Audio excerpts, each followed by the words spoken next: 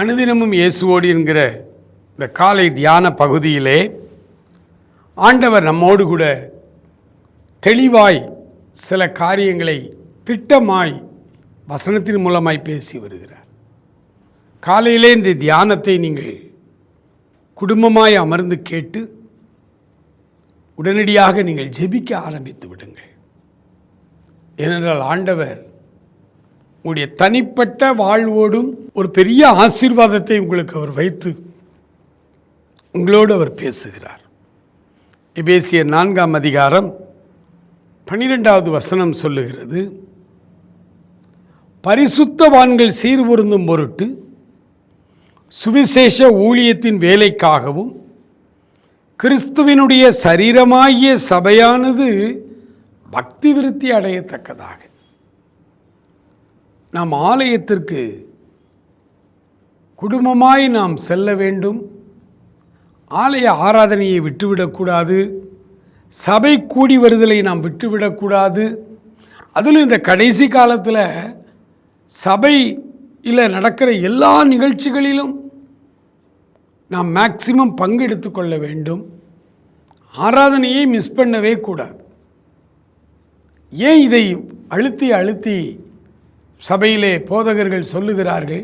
நீங்கள்லாம் வந்தால் அதில் அவருக்கு லாபம், அதுக்காக அவர் சொல்கிறாங்களா? இல்லை. இந்த ஆலய ஆராதனையில் நம்ம சேர்ந்து ஆராதிக்கும் பொழுது இந்த திருச்சபையிலே ஒரு சீர்படுத்தும் வேலை இங்கே நடைபெறுகிறது.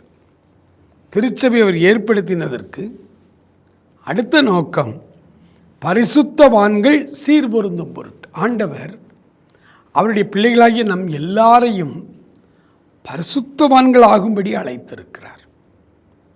ஆனால் நாம் முழு பரிசுத்தவான்களாய் மாறிட்டோமா? இல்லை, மாறிக்கொண்டே வருகிறோம்.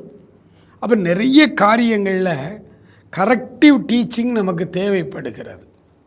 நம்மை சரி செய்யக்கூடிய காரியங்கள் அங்கே ஆலய ஆராதனைகளிலே பாடல் மூலமாகவோ ஜெப நேரத்திலோ அல்லது நாம் எழுந்து கண்களை மூடி நாம் மெய்மறந்து ஆராதிக்கிற நேரத்திலோ அல்லது திருவசனங்கள் வாசிக்கப்படுகிற நேரத்திலோ அல்லது பிரசங்க நேரத்திலோ ஆண்டவர் ஏதாவது ஒரு வழியிலே நம்முடைய ஏதாவது ஒரு சின்ன குறைவுகளை சுட்டி காட்டுவார். அதை நாம் சரி செய்து கொள்ள வேண்டும். ஐயோ, போதகர் என்னையவே குத்தி பேசுகிறாரே, அப்படி பேச வேண்டிய அவசியம் அவருக்கு இல்லை. அல்லது ஊழியக்காரங்க வந்திருக்கிறாங்க, ஒரு கன்வென்ஷன் கூட்டம் நடக்குது, அந்த ஊழியக்காரர் என்னையவே குத்தி பேசுகிறாரு, போதகர் சொல்லி கொடுத்துட்டார் போல, இப்படியெல்லாம் வருகிற காரியங்களை பார்க்குறோம். ஒரு முறை 1998 வருடம் என்று நினைக்கிறேன், சாத்தூரில் சிஎஸ்ஐ திருச்சபையிலே என்னை அழைத்திருந்தார்கள். அங்கே பிரசங்கத்துக்கு நான் செல்லுகிறேன். பஸ்ஸில் போகும் பொழுதே, திருநெல்வேலியிலிருந்து பஸ்ஸில் போகும் பொழுதே நான் ஜெபத்தோடையே போய்கொண்டிருக்கிறேன். பாண்டவர் இன்றைக்கு இரவு என்ன பேச வேண்டும் என்று என்னோடு ஒரு திரைப்படம், ஒரு ஷார்ட் ஃபில்ம் மாதிரி எனக்குள்ளே அப்படி படம் மாதிரி ஓடிக்கிட்டு இருக்கு. இதைத்தான் நீ பேசணும் அப்படின்னு. நான் வைத்திருந்த குறிப்பை எல்லாம் பேசாமல் இதை பேசுன்னு சொல்கிறார்.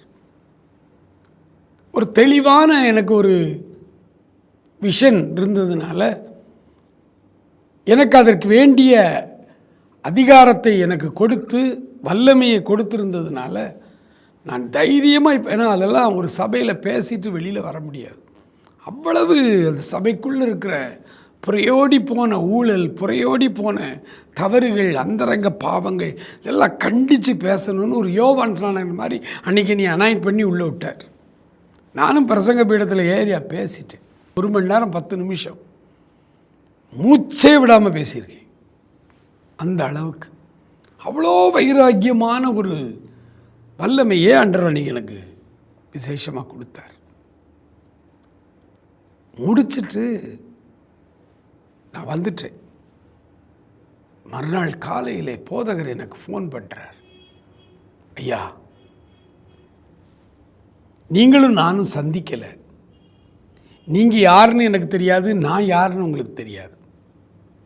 நீங்கள் ஸ்கூல் முடிஞ்சு அப்படியே நேர சர்ச்சுக்கு தான் வந்தீங்க. அந்த சர்ச்சில் வச்சு தான் ஒரு செகண்ட் நம்ம 2 பேரும் கை கொடுத்துக்கிட்டோம், ஒரு காஃபி கொடுத்தேன், நீங்கள் அப்படியே பிரசங்கத்துக்கு வந்துட்டீங்க.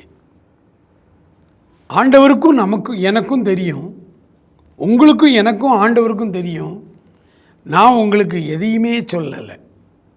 ஆனால் எங்களுடைய சபையிலே இருக்கிற காரியங்களை அப்படியே ஒரு திரைப்படம் போல அந்தரங்கத்தை எல்லாம் அப்படி உடைச்சி நீங்கள் சொல்லிட்டீங்க. எனக்கு தெரியுது கர்த்தர் உங்கள்கிட்ட பேசி இருக்கிறாரு, நீங்கள் தீர்க்க தரிசனமான செய்திகளை கொடுத்துருக்கீங்கன்னு. ஆனால் நீங்கள் பிரசங்கம் பண்ணிட்டு போன உடனே சபையார் எல்லாரும் என்னை அடிக்க வந்துட்டாங்க. அதிலும் இந்த கமிட்டி மெம்பர்கள், நீ சொல்லாமல் எப்படியா பிரசங்கர் இப்படி பேசுவார், அவருக்கு நம்ம சபையை பற்றி என்ன தெரியும், நீ தான் சொல்லி இருக்கிற அப்படின்னு என்கிட்ட பயங்கர சண்டைக்கு வந்துட்டாங்க. பரவாயில்ல பிரதர், நீ அடித்தாலும் நான் சந்தோஷமாக இருந்திருப்பேன். ஏன்னா எனக்கு ஒரு மகிழ்ச்சி, ஆண்டவரே இந்த திருச்சபையில் நேற்று பேசியிருக்கிறார் அப்படின்னு என்று சொன்னார்கள்.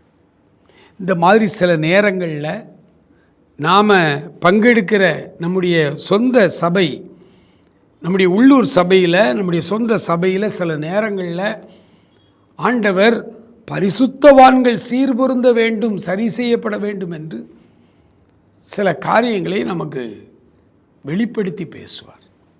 அந்த நேரங்களில் போதகர் தான் என்னைய குத்தி குத்தி பேசுகிறாருன்னு சொல்லி அப்படி அதை நினைக்காம ஆண்டவர் எனக்கு பேசினார் அப்படின்னு சொல்லி நம்ம எடுத்துக்கொண்டோன்னா நம்முடைய வாழ்க்கை சீர்படும். ஆண்டவர் உங்களை ஆசீர்வதிப்பாராக. ஆமேன்.